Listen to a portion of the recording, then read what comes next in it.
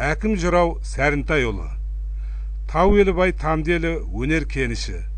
Біздің елімізде атағы алталашқа мәлім Балқыбазар жыраудан бастап небір дүлділ ақындар, әнші жыраулар, күйшілер өткен. Біздің халқымыз әсіресе жыраулық өнерді өте қадірлеген. Жыраулық өнердің шыңына шыққан термелер мен толғауларды түрлі мақамдармен жырлап, халық жүрегіне жол тапқан Батырбай жырау, Өтеп жырау, Қалдаш жыраулар халық құрметіне бөленген өнер иелері.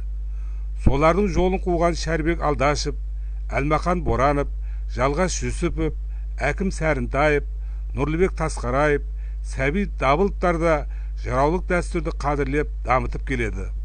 Осылардың бірі болғанда да бірегейі, халыққа аса белгілі жырау Әкім жырау Сәрінтайұлы. Әкім жырау 1949 жылы Тамды топырағында Ақтақыр елді мекенінде дүниеге келген. Кіші жүз Шөмекей тайпасы Қиыққалтаң Балқы руынан. Тау елбайға белгілі атақты Батырбай жыраудың жиені.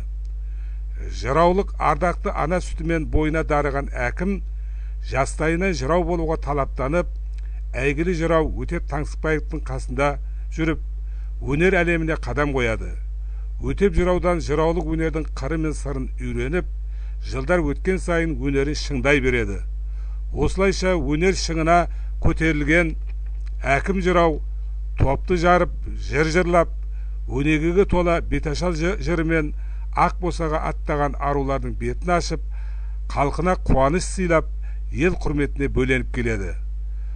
Тау елі бай тамды елінің атақты жырауы Әкім Сәрінтайұлы жырлаған бұл дискіні сіздерге ұсынушылар Нұрғали Қойтбаев пен Нұртуған Сыдықов.